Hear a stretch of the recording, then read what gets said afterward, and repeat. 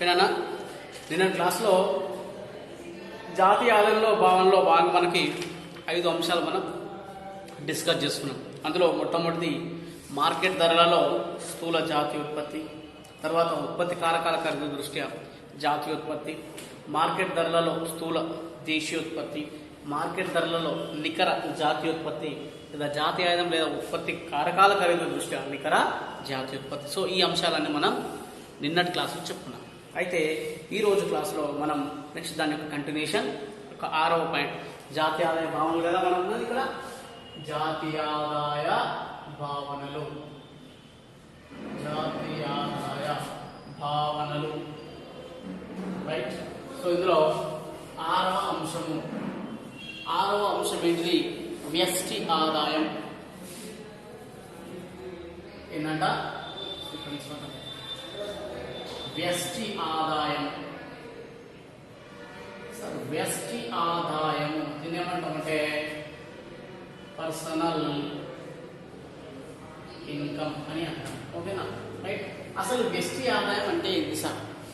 అసలు వ్యష్టి ఆదాయం అంటే ఏంటి అంటే ఒక మనిషి ఇప్పుడు కొంతమంది అంటే పన్నులు చెల్లిస్తాం కదా మనము, పరోక్ష పన్ను, ప్రత్యక్ష పన్ను. ఈ ప్రత్యక్ష పన్నులు అనేటువంటిది చాలా ముఖ్యమైనటువంటి అంశం. సో పరోక్ష పన్నులు మనకు తెలియకుండానే అయిపోతాయి. అయితే ఇక్కడ ఉన్నటువంటి యొక్క వ్యక్తులు ప్రత్యక్ష పన్నులు ఏవైతే ఉన్నాయో, సో డైరెక్ట్ ట్యాక్సులు చెల్లించకుండా అంతకంటే ముందు వాళ్ళ దగ్గర ఉన్నటువంటి ఆదాయం మొత్తాన్ని మనం వ్యష్టి ఆదాయం అంటాం. అంటే ఒక సంవత్సర కాలంలో ఒక దేశ పౌరులు పొందినటువంటి మొత్తం ఆదాయాన్ని మనం ఏమంటామంటే వ్యష్టి ఆదాయం అంటాం. ఓకేనా? సో చూడండి, ప్రత్యక్ష పన్నులు చెల్లింపుకు అంటే ఒక దేశం యొక్క పౌరులు ప్రత్యక్ష పన్ను చెల్లించకంటే ముందు, ఓకేనా, ఒక దేశంలో పౌరులు ప్రత్యక్ష పన్నులు చెల్లించకంటే ముందు రైట్ తాము పొందినటువంటి మొత్తం ఆదాయాన్ని వ్యష్టి ఆదాయం తెలియజేస్తుంది. అయితే ఈ మొత్తం కనుక చూసుకుంటే ఈ విధమైన ఆదాయం నుంచి కొన్ని కార్పొరేట్ సంస్థలు కానీ ప్రభుత్వానికి కొంత కార్పొరేషన్ పన్నును చెల్లించాల్సి వస్తుంది.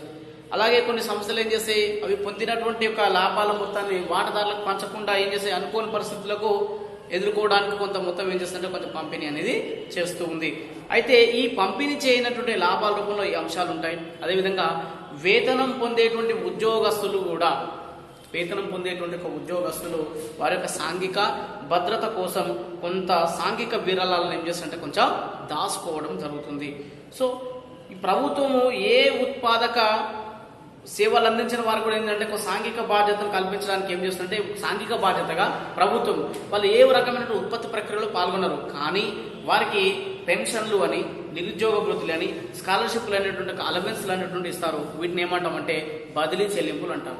గుర్తుపెట్టుకోండి, బదిలీ చెల్లింపులు అంటే వీటిని ట్రాన్స్ఫర్ పేమెంట్స్ అంటాం. ఏ ఒక ఉత్పత్తి కార్యక్రమంలో పాల్గొనకుండా, అంటే ఒక ఉత్పత్తికి సంబంధించినటువంటి యొక్క కార్యక్రమంలో వాళ్ళు పాల్గొనకుండా వాళ్ళు ఏం చేస్తారంటే వాళ్ళు ఒక ఆర్థిక సహాయం వాళ్ళు పొందడం జరుగుతుంది. వీటిని ఏమంటామంటే బదిలీ చెల్లింపుడు. ప్రభుత్వము ఇచ్చేటువంటి ఒక పెన్షన్లు కానీ, అదేవిధంగా స్కాలర్షిప్లు కానీ, నిరుద్యోగ వృత్తి కానీ, సో ఇవంతా కూడా దీంట్లో భాగంగా వస్తుంది. సో ఇవన్నీ కూడా సాంఘిక భద్రతకు ప్రభుత్వం దాని యొక్క భరోసాను కల్పిస్తూ వారికి స్వచ్ఛందంగా ఇచ్చేటువంటి అంశాలు. సో ఇవన్నీ యొక్క వ్యష్టి ఆదాయంలో భాగం. మరి యొక్క వ్యష్టి ఆదాయం అనేటువంటి ఎలా వస్తుంది, దీనికి ఏ విధమైనటువంటి ఫార్ములా ఉంది ఒకసారి చూద్దాం.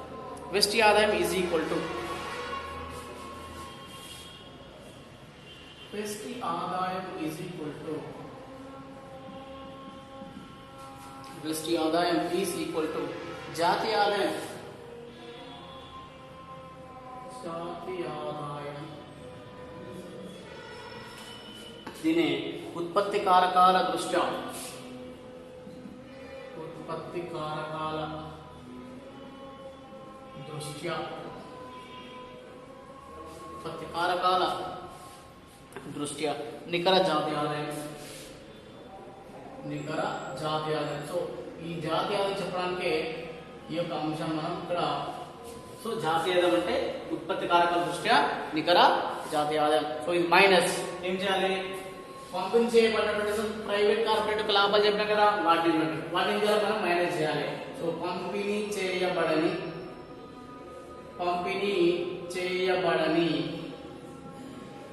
కార్పొరేట్ లాభాలు, ఓకేనా, పంపిణీ చేయబడినటువంటి యొక్క కార్పొరేట్ లాభాలు, అదేవిధంగా వారు చెల్లించినటువంటి కార్పొరేట్ పన్నులు,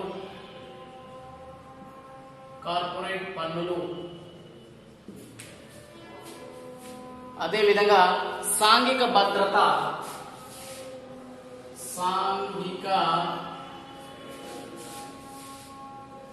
సంక్షేమ భద్రత,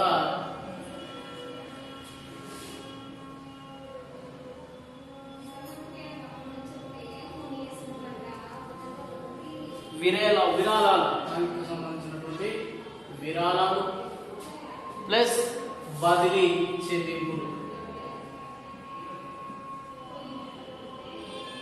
గుర్తుపెట్టుకోండి, వ్యష్టి ఆదాయం అంటే ఒక దేశంలో వ్యక్తులందరూ పన్ను చెల్లించకంటే పూర్వం పొందినటువంటి యొక్క మొత్తం ఆదాయం మనం వ్యష్టి ఆదాయం అంటాం. వ్యష్టి ఆదాయం ఇస్ ఈక్వల్ టు జాతీయ ఆదాయం చెల్లించేసి వస్తున్నట్టు జాతీయ ఆదాయం మనం చెల్లించాలి. పంపిణీ చేయబడినటువంటి కొన్ని కార్పొరేట్ లాభాలు ఉన్నాయి, సో ఇంకా పంపిణీ చేయలేదు. సో ఆ పంపిణీ చేయనటువంటి యొక్క కార్పొరేట్ లాభాలను దీనిలో తీసేసి, దీంతో పాటు వాళ్ళు చెల్లించినటువంటి యొక్క కార్పొరేట్ వ్యక్తులు చెల్లించినటువంటి పన్నులను తీసేసి, దీంతో పాటు సాంఘిక సంక్షేమ భద్రత విరాళాలను తీసివేసి బదిలీ చెల్లింపులు తిని కూడితే మనకి వ్యష్టి ఆదాయం అనేది వస్తుంది. సో ఇది దీనికి సంబంధించినటువంటి అంశం. ఓకే, నెక్స్ట్ ఇంకొక అంశము వ్యయార్హ ఆదాయం. నెక్స్ట్ 7వ అంశము వ్యయార్హ ఆదాయం. దీన్ని డిస్పోజబుల్ ఇన్కమ్ అని అంటాం. డిస్పోజబుల్ ఇన్కమ్ అంటే ఇక్కడ ఏంటి అంటే ఈ వ్యష్టి ఆదాయంలో నుంచి ఏవైతే పన్నులు ఉన్నాయో వ్యష్టి పన్నులు తీసేస్తే మిగిలినటువంటిది వ్యయార్హ ఆదాయం. ఎందుకంటే ఒక వ్యక్తి తనకు వచ్చిన ఆదాయం మొత్తాన్ని ఖర్చు పెట్టడానికి వీలు కాదు కదా.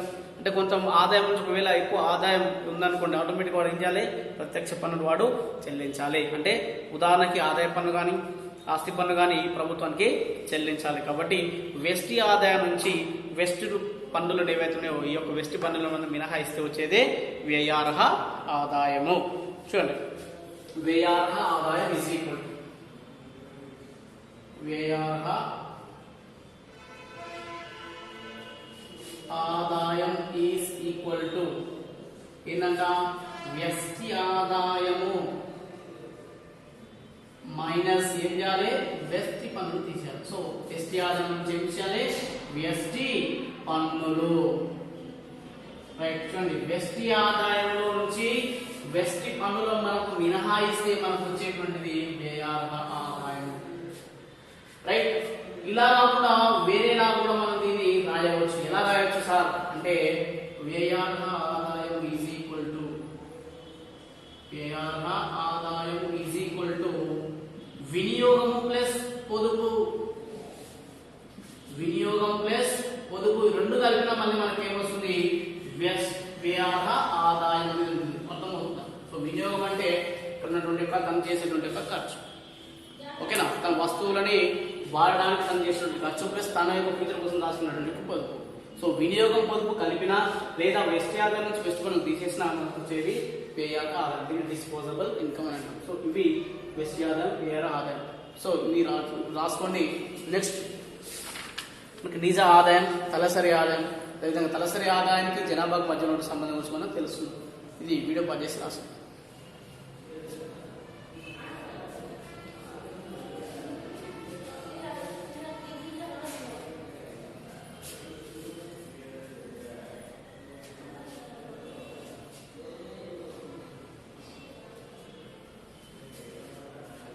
ఓకే, నెక్స్ట్ నిజ ఆదాయం.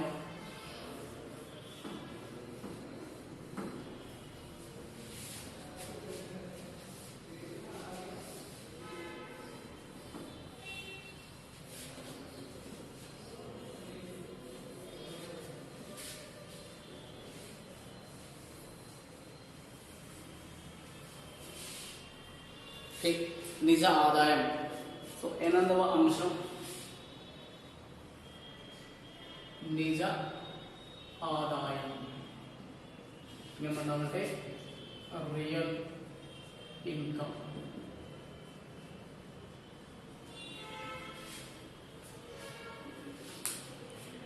రైట్. నిజ ఆదాయం అంటే మనము జాతీయ ఆదాయాన్ని మనం లెక్కించేటప్పుడు ఒక ఆర్థిక సంవత్సరంలో ధరలను మనం ఆధారంగా చేసుకొని వాటి యొక్క మార్కెట్ విలువను నిర్ణయించి ఆ యొక్క మార్కెట్ విలువల ప్రకారం జాతీయ ఆదాయాన్ని లెక్కించడం జరుగుతుంది.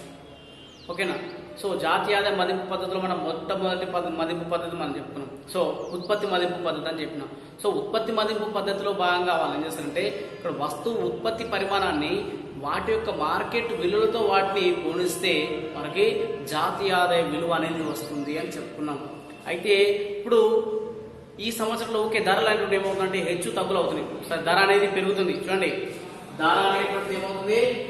పెరుగుతుంది, తగ్గుతుంది, పెరుగుతుంది, తగ్గుతుంది. సో ఇట్లా పెరుగుతుంది, తగ్గుతుంది. సో ఏమవుతుంది? ఒడిదుడుకులు అనేటువంటి ధరలో మార్పు వస్తుంది. ధరలో వచ్చేటువంటి మార్పులు ఎలా ఉన్నాయంట? హెచ్చు తగ్గులుగా ఉన్నాయి. మార్పులు హెచ్చు తగ్గులుగా ఉన్నాయి, హెచ్చు తగ్గులుగా ఉన్నాయి. సో ఇలా హెచ్చు తగ్గులుగా ఉన్నప్పుడు ఇందులో ఏ ధరను మనం నిర్ణయిస్తాం? మార్కెట్ ధరగా నిర్ణయించలేదు. కాబట్టి ఒక ఆర్థిక సంవత్సరంలో ఎప్పుడైనా సరే ఒక మార్కెట్ ధరలలో వ్యత్యాసాలు వస్తున్నప్పుడు, హెచ్చు తగ్గులు వస్తున్నప్పుడు వాళ్ళు ఏం చేస్తారంటే ఈ యొక్క హెచ్చు తగ్గుల ప్రకారం ఈ మార్కెట్ ధరలు నిర్ణయించలేము. కాబట్టి హెచ్చు తగ్గులు లేనటువంటి ఒక సంవత్సరాన్ని ఆధార సంవత్సరంగా తీసుకొని ఆ ఆధార సంవత్సరం ప్రకారం వాటి యొక్క ధరల సూచి ఆధారంగా ఆ యొక్క ధరల ప్రకారం ప్రస్తుతం ఉన్నటువంటి జాతీయ ఆదాయం వాళ్ళు లెక్కిస్తారు. దాన్ని మనం ఏమంటామంటే నిజ ఆదాయం అని అంటాం. అర్థమవుతుందా? సో సాధారణ ధరల స్థాయిలో ఒడిదుడుకులు లేనటువంటి ఒక ఆర్థిక సంవత్సరాన్ని తీసుకోవడం జరుగుతుంది. వారి యొక్క ఆర్థిక సంవత్సరాన్ని తీసుకుని దాన్ని ఆధార సంవత్సరంగా లెక్కించి ఆధార సంవత్సరాన్ని ఆధారంగానే ప్రస్తుతం ఉన్నటువంటి యొక్క జాతీయ ఆదాయం యొక్క విలువను లెక్కించడం జరుగుతుంది. సో నిజ ఆదాయానికి సంబంధించినటువంటి ఒక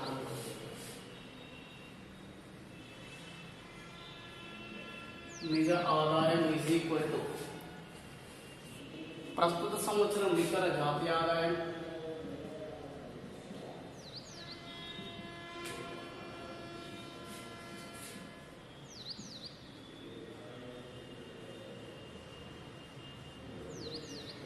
ప్రతి సంవత్సరం నికర జాతీయ ఆదాయం ఇంటూ ఆధార సంవత్సరం సూచి ఇంటూ ఆధార సంవత్సర సూచి బై ప్రస్తుత సంవత్సర సూచి. ప్రస్తుత సంవత్సర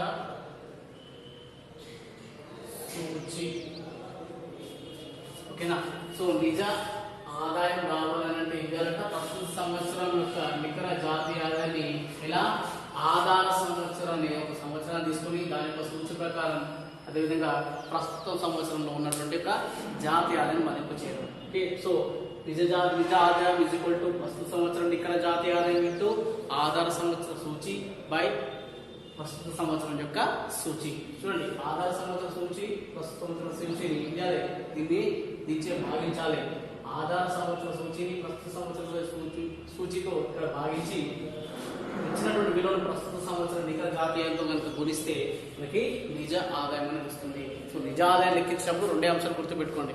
ఆ సంవత్సరంలో కనుక ఒడిదుడుకులు ఏర్పడితే, సో ఒడిదుడుకులు ఏర్పడుతున్నాయి కాబట్టి ఖచ్చితమైనటువంటి ఒక ధరను మనం నిర్ణయించలేము మార్కెట్లో. కాబట్టి ఈ మార్కెట్లో ఒక ఒడిదుడుకులు లేనటువంటి ఏదైనా ఒక సంవత్సరాన్ని ప్రామాణికంగా వేసుకొని ఆ సంవత్సరం ప్రకారం ప్రస్తుతం ఉన్నటువంటి జాతీయ ఆదాయాన్ని లెక్కించడం జరుగుతుంది. దాన్నే నిజ ఆదాయం అని అంటాం. సో ఇది దీనికి సంబంధించిన అంశం. నెక్స్ట్ తొమ్మిదవది చాలా చాలా ఇంపార్టెంట్, మీకు 2 మార్కులకి కంపల్సరీ వస్తుంది. అది తలసరి ఆదాయం. రైట్, తలసరి ఆదాయం దీన్ని పర్ క్యాపిటా ఇన్కమ్ అని అంటాం. పర్ క్యాపిటా ఇన్కమ్ అని అంటాం. తలసరి ఆదాయం అంటే తలసరి ఆదాయం ఎట్లా వస్తుంది అంటే దేశం యొక్క జాతీయ ఆదాయాన్ని ఆ దేశ జనాభాచే భాగిస్తే వస్తుంది తలసరి ఆదాయం వస్తుంది. మరి తలసరి ఆదాయం ఏం సూచిస్తుంది? ఆ దేశ ప్రజల యొక్క జీవన ప్రమాణ స్థాయిని సూచిస్తుంది.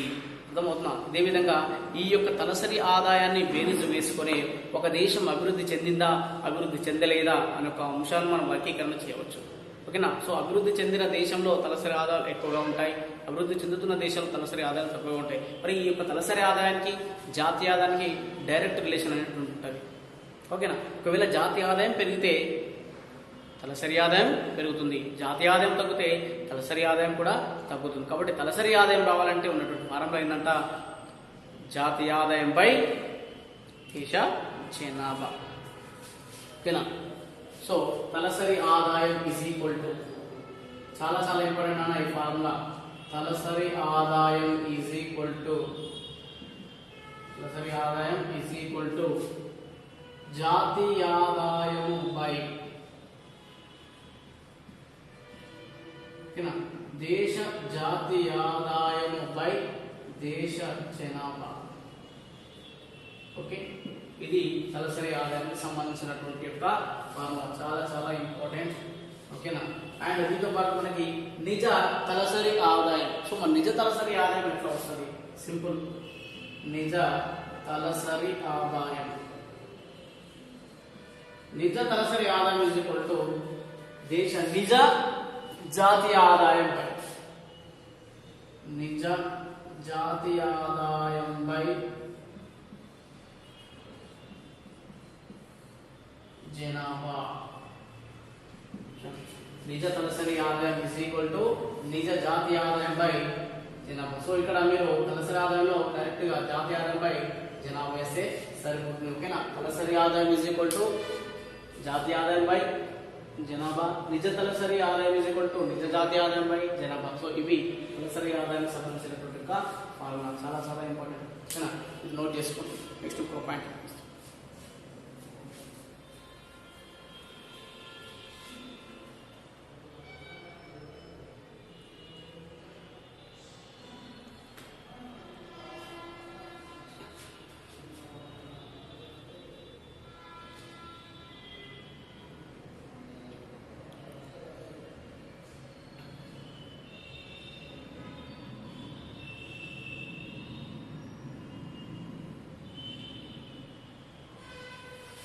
ఓకే, నెక్స్ట్ పదవ భావన, జాతీయ భావనలో అంశం పదవది. ఏంటిది ఆ పదవది? లాస్ట్ వన్, జాతీయ ఆదాయ భావనలో చివరిది పదవ అంశం.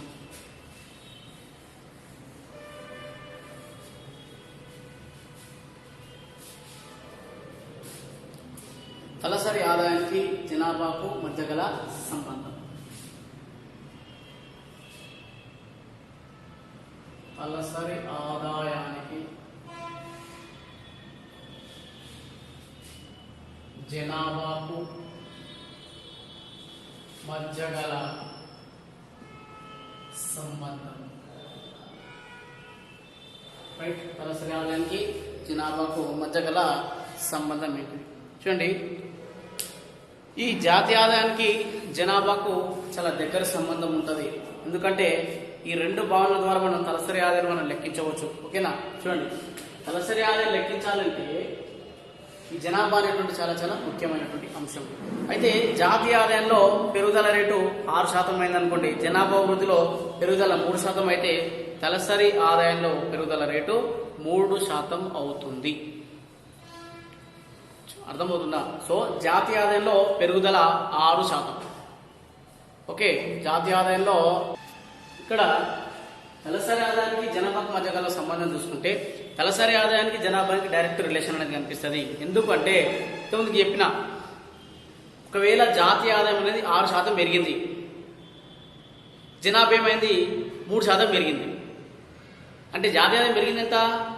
6, జనాభా పెరిగింది ఎంత? 3 -3. మరి ఎంత? మన తలసరి ఆదాయం పెరుగుదల ఎంత? 3%. సో ఈ రకమైనటువంటి సంబంధం గురించి చిన్న ఫార్ములా ఉంది, దాన్ని బేస్ చేసుకుని చెప్తాను. ఓకేనా. GPC is equal to, formula చూడండి, GPC is equal to, GPC is equal to GPC చూడండి, జీపీసీ కింద రాయాలి, is equal to G NI minus GP. చూడండి ఇది ఫార్ములా. ఓకేనా?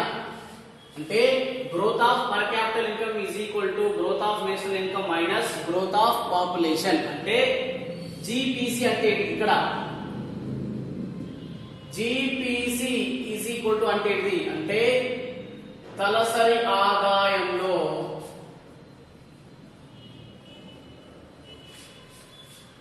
పెరుగుదల rate. Next GNI is equal to జాతీయ ఆదాయంలో పెరుగుదల రేటు.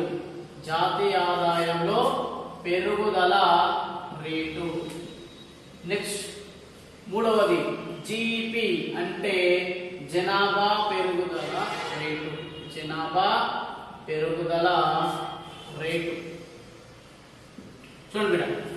సో జిపిసి రావాలి అంటే జిఎన్ఐ మైనస్ జిపి చేయాలి. ఇంతో చెప్పిన ఇప్పుడు జిపిసి ఈజ్ ఈక్వల్ టు, ఓకేనా, ఇప్పుడు జాతీయ ఆదాయం ఎంత పెరిగింది? For example GNI is equal to 6%, GP is equal to 3%. ఓకేనా? మరి నాకేం కావాలి? జిపిసి కావాలి. అలాంటి ఏం చేయాలి? జిఎన్ఐ మైనస్ జిపి చేయాలి. అంటే ఈజ్ ఈక్వల్ టు 6 మైనస్ 3%. 6% 3%. అప్పుడు ఎంత అవుతుంది? ఈజ్ ఈక్వల్ టు 3% అనేది నా యొక్క తలసరి ఆదాయంలో పెరుగుదల రేటు. సో ఈ రకమైన సంబంధం అనేది ఉంటుంది. సో ఇక్కడ తలసరి ఆదాయానికి జనాభాకి ప్రత్యక్ష సంబంధం మనకి ఇక్కడ చూపిస్తుంది.